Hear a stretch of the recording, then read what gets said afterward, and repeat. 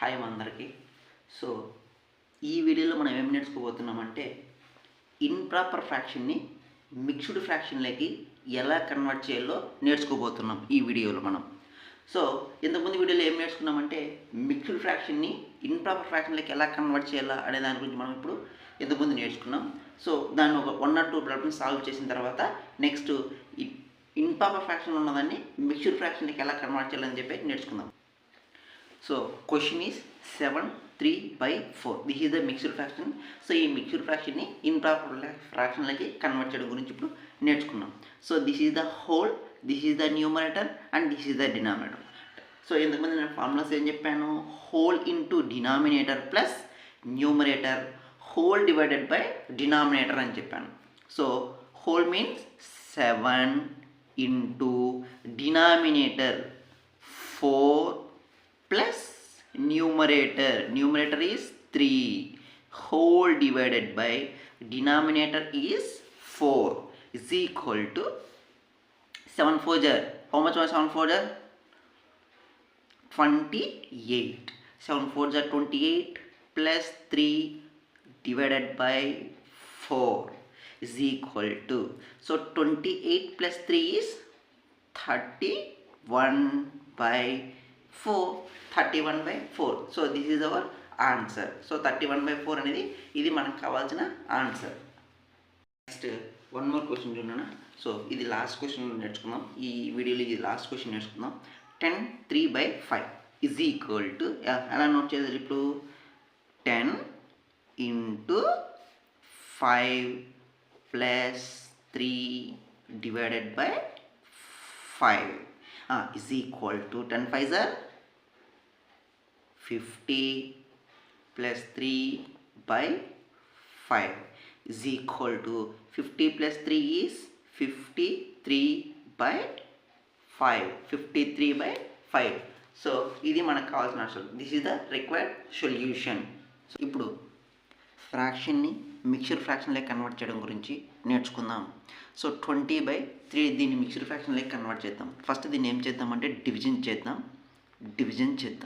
20. So 3 6 are 18. 3 6 are 18. So 20 minus 18 is 2. 20 minus 18 is 2. Next ఇప్పుడు మనం values నేర్చుకున్నాం. So this is the remainder, this is the quotient and this one is the divisor.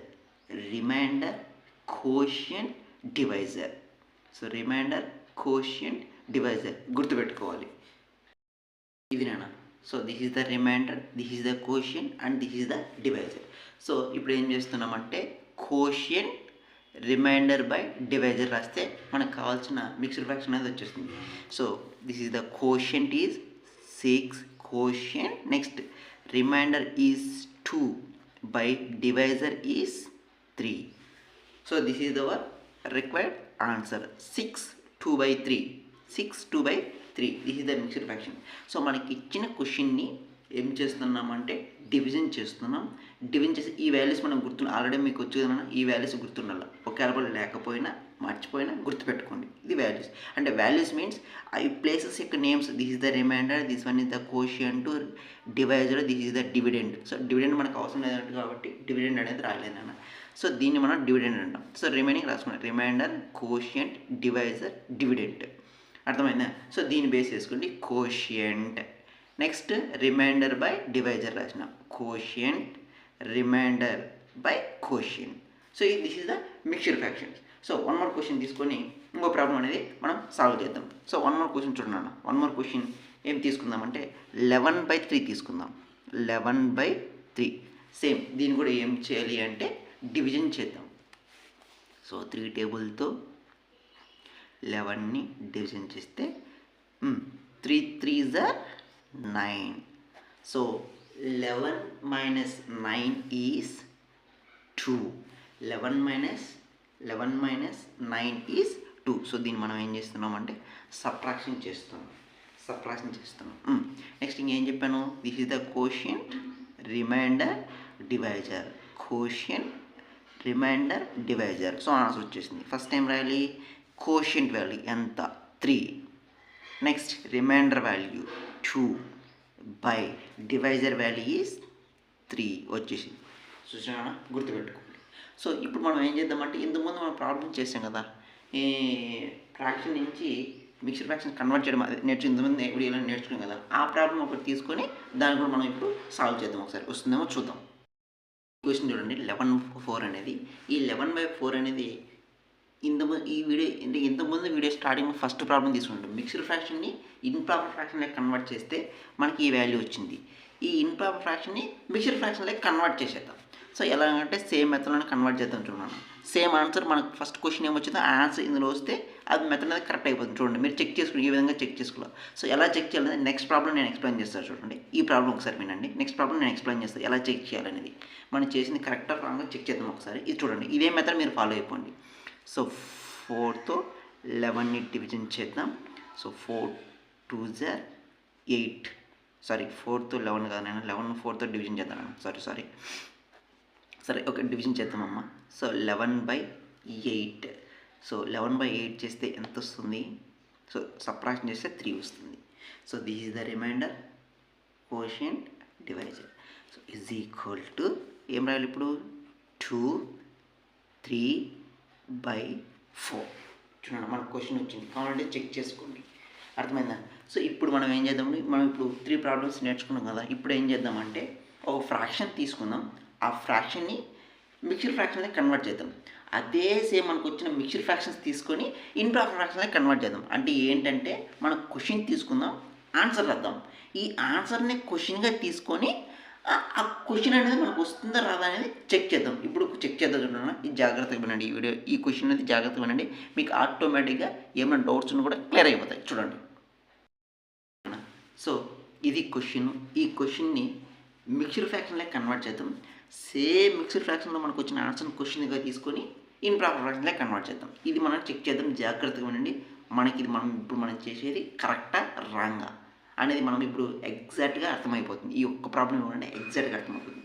జాగ్రత్తగా వినాలి. First దీన్ని mixed ఫ్రాక్షన్లోకి convert చేద్దాం. So నేను mixed ఫ్రాక్షన్లో convert చేయాలంటే ఏం చేయాలి? డివిజన్ చేయాలి. సో డివిజన్ చేద్దాం. 28ని 5తో డివిజన్ చేద్దాం.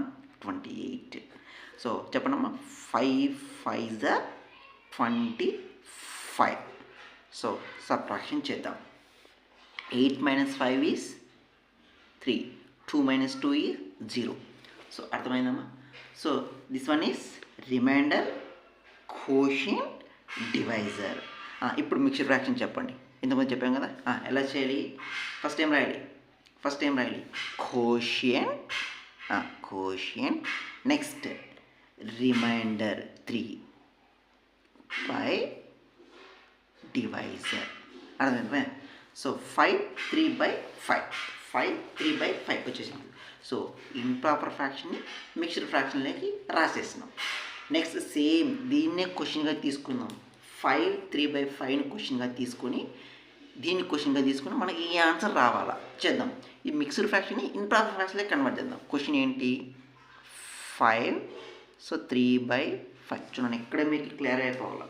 సో ఇప్పుడు ఇంప్రాపర్ ఫ్రాక్షన్ మిక్స్డ్ ఫ్రాక్షన్లో కన్వర్ట్ చేసినప్పుడు మిక్స్డ్ ఫ్రాక్షన్ని ఇంప్రాపర్ ఫ్రాక్షన్లో కన్వర్ట్ చేయాలి. మనకు సేమ్ ఆన్సర్ అనేది రావాలి. చూడండి, this is the question, this is the answer.